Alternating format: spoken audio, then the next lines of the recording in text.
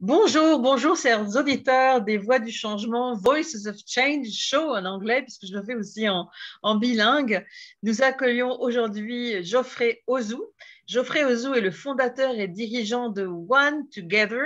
One Together est une invitation à vivre en conscience et en harmonie avec soi-même et les autres et l'ensemble du vivant connecté à plus grand que soi. Donc ça, c'est tout un programme, hein.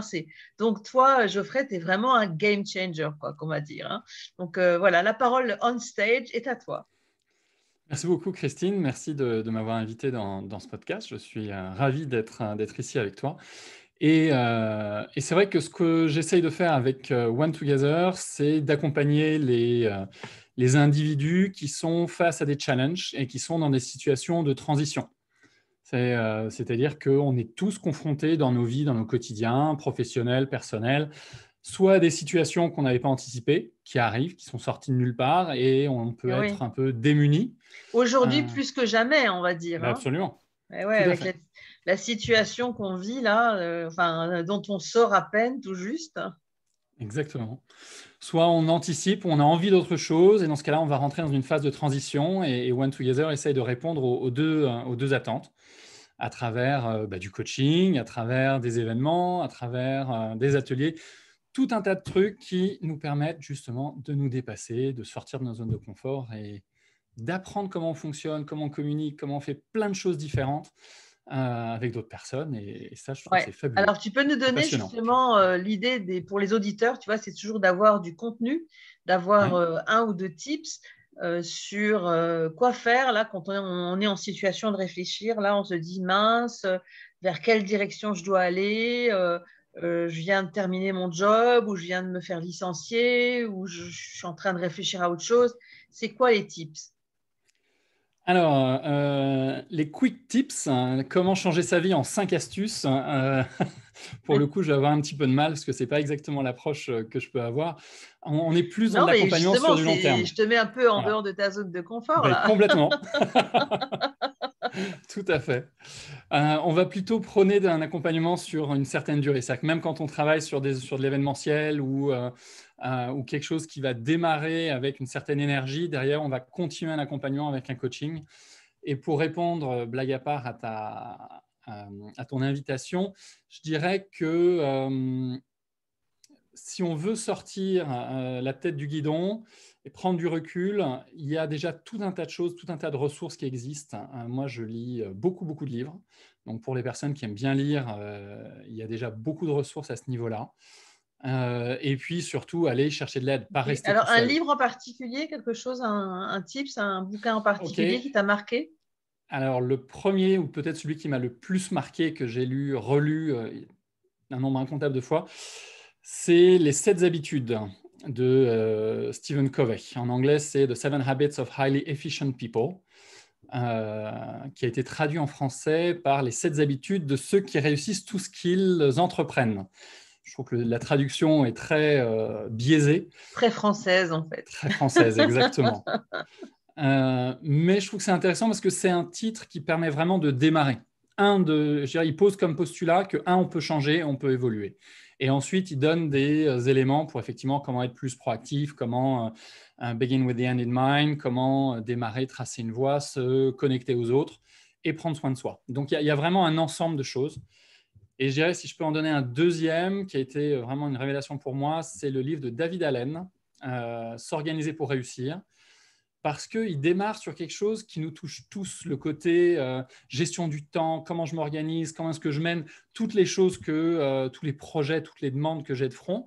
Donc, il part sur quelque chose de très pragmatique et en fait, il nous dit que ça ne sert à rien d'essayer de gérer notre temps tant qu'on n'est pas au clair sur ce qu'on veut faire, c'est-à-dire bien plus haut dans la pyramide des besoins, quelque part. C'est-à-dire, regarder d'abord le haut de Voilà, l'Himalaya et avant de exactement. commencer à attaquer le camp de base numéro un, puis le camp de base numéro 2, quoi. Exactement. C'est-à-dire que voilà, tant que j'ai pas défini de où est-ce que je veux aller, comment je veux y aller, qui je suis, quelles sont les valeurs que je veux incarner, mon agenda va être à la merci de la motivation du jour, de comment je me sens, de plein de trucs.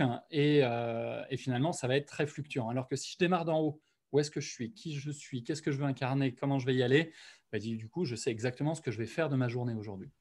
Ok. Donc, c'est un peu Alors, la Geoffrey, gestion du temps justement, à l'envers. comment t'en es arrivé là finalement? C'était qui le petit Geoffrey qui au final, du haut de sa grandeur aujourd'hui, fait tout ce qu'il fait? Comment t'en es arrivé là? Qu'est-ce que tu faisais quand tu étais petit et comment ça t'est venu tout ça? Ouf, hein, le parcours a été long et semé d'embûches. On va dire que le petit Geoffrey était quelqu'un de relativement réservé, plutôt dans l'imaginaire, à jouer, à se créer des histoires, beaucoup de Lego, beaucoup d'aventures, mais plutôt réservé et Ouais, le Lego, c'est introverti. créatif, hein? Ah, créatif, mais réservé, donc créatif pour Réservé, moi, à ouais. créer Tu mes jouais tout histoires. Mais seul, quoi. D'accord. absolument, mon père a fait beaucoup de Lego avec moi. J'ai beaucoup aimé jouer au Lego avec mon père. C'était des grands moments pour nous, c'était des grands moments de complicité. Et puis le collège, ça a été un peu compliqué. Une phase voilà, pas beaucoup d'amis, un peu en retrait. Et lorsque j'ai été face à des moments un peu compliqués, ben, une deuxième fois, c'est mon père qui m'a proposé mon premier bouquin de développement personnel en, je sais pas, je devais avoir 15 ans ou 16 ans, Dale Carnegie, Comment se faire des amis. Et il y a eu un espèce de déclic quand je suis rentré en troisième, seconde, à peu près comme ça, en disant, mais en fait, on peut changer les trucs sur lesquels on n'est pas bon. J'étais pas bon pour connecter avec les autres, j'étais dans mon coin, voilà, c'était pas du tout mon environnement. Et j'ai commencé à concevoir qu'il y a des trucs sur lesquels on pouvait avoir une emprise, changer les choses. Et les années lycée sont terminées en étant DJ du bal de l'école. Enfin, ça a été en 3 ans, seconde, première terminale, vraiment un gros changement pour moi. Voilà, donc le Donc, du petit Geoffrey Geoffrey, réservé à jouer au ouais, Lego, finalement, tu t'es ouvert un peu comme une marguerite, quoi, hein. un peu, tout à fait. Voilà, donc ça a été vraiment des grandes découvertes. Puis après, je suis parti dans d'autres domaines qui n'avaient rien à voir avec tout ça, qui étaient le web. J'ai fait 10 ans à Londres, j'ai dirigé des équipes dans une grande boîte du FTSE 100. Et puis, il y a eu un moment où j'en ai eu marre d'être dans le corporate. En 2005, j'ai monté ma première agence web. En 2010, je monte ma deuxième agence web en rentrant à Paris. Mais toujours très orienté, productivité, événementiel, beaucoup de ce web au service des médias, au service de l'événementiel. Et en 2014, j'en ai marre du virtuel. En 2014, je me dis, ça fait, je sais pas, j'ai dû sortir mes premiers sites web en 96, je crois 97. Mhm. Ça faisait pas tout à fait 20 ans, mais 15 ans que j'étais dans le web et dans le C'était virtuel et un dans peu tout un ça. geek, alors, en fait, hein, un petit peu, hein. Ah, j'ai eu des bonnes années geek, hein. J'assume complètement cet aspect-là. J'ai adoré, enfin, c'était le Far West, le web. On se rend pas compte, mais 99, 2000, etc., c'était incroyable. Ouais, bienvenue au club des geeks. Moi, j'ai pareil. Je crois que j'étais la première personne à Strasbourg à l'époque à avoir une adresse Wanadoo, que j'ai toujours d'ailleurs. Ah ben voilà. Voilà, donc c'était passionnant. Voilà, puis en 2014, le web, ça devient beaucoup plus structuré. Il y a des processus, il y a des choses à faire, il y a beaucoup de fusion, d'acquisition, etc. Et moi, j'étais moins fan de ça. Je suis plus un starter, je suis plus quelqu'un qui aime démarrer les choses Mhm. que vraiment être dans le processus. Donc, j'en ai marre du web et je me dis, OK, qu'est-ce que je fais? Et là, je découvre le coaching. Je me fais accompagner, je me fais coacher, je découvre le coaching sous plein de formes différentes, de l'accompagnement sur de la durée, des salons, des événements, des choses très, très différentes. Je me dis, mais oh, c'est génial, j'adore ça. Ça fait la connexion avec tout ce que j'avais pu lire en développement personnel précédemment. Mhm. Et je me dis, mais voilà, je vais garder le côté événementiel que j'adore à travers ce que je faisais en web pour des sociétés d'événementiel ou pour des événements ou pour du tourisme. Et je vais développer d'autres choses autour de ça. Donc, je me suis mis à faire des séminaires d'entreprise, à organiser des séminaires, à apprendre le coaching. Je me suis formé à la PNL, je me suis formé au coaching professionnel, je me suis formé à plein d'autres choses, plein d'autres techniques.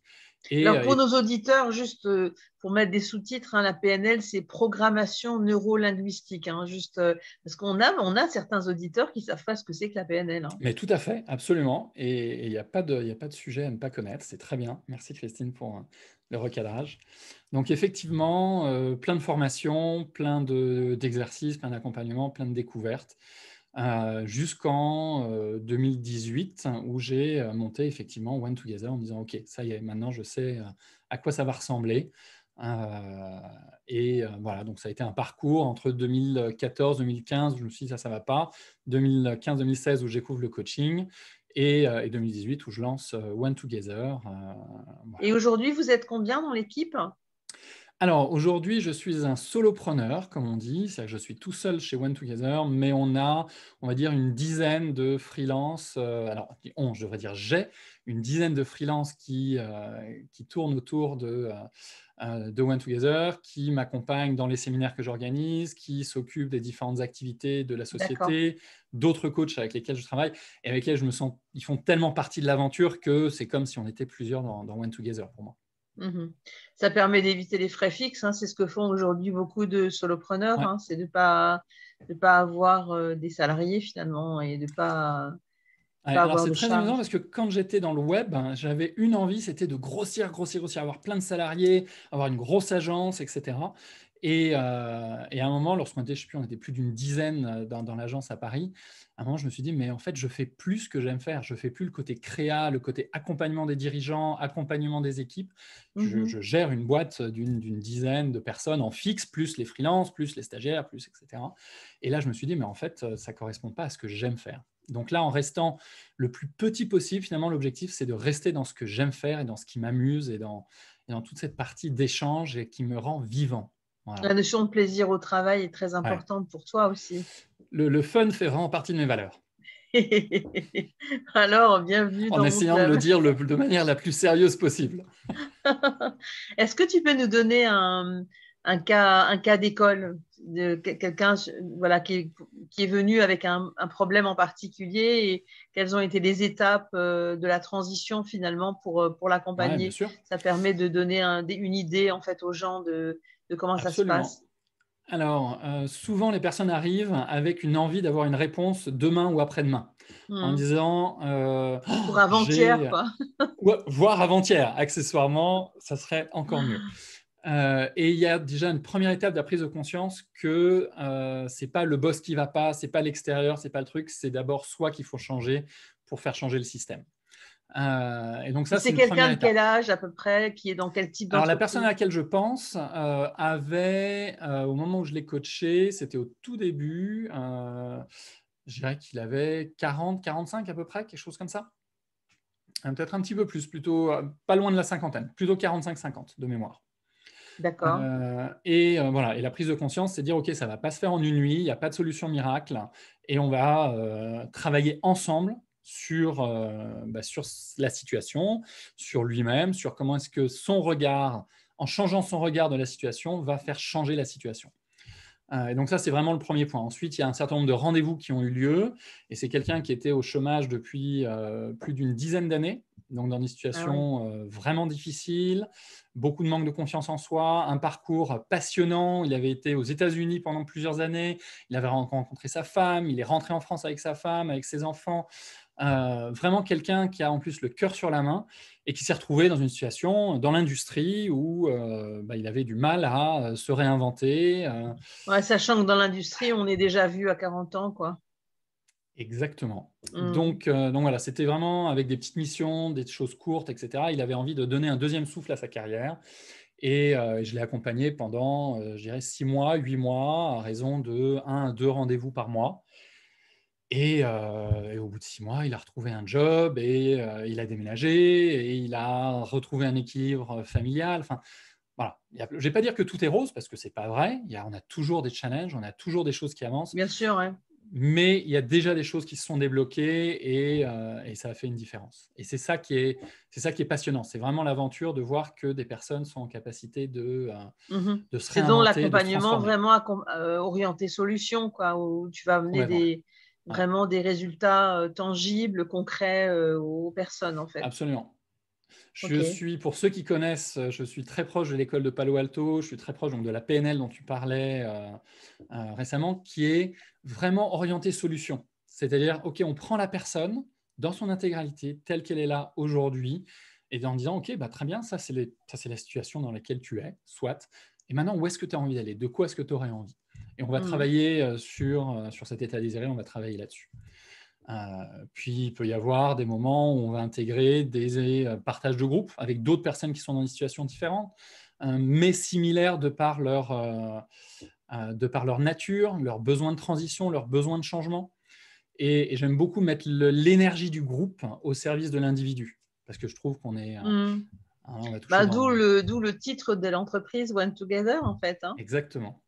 Je ne crois pas qu'on soit tout seul. Je pense qu'on est tous, on fait partie d'un monde interconnecté. Tout seul, on va plus vite, mais quand on est plusieurs, on va plus loin.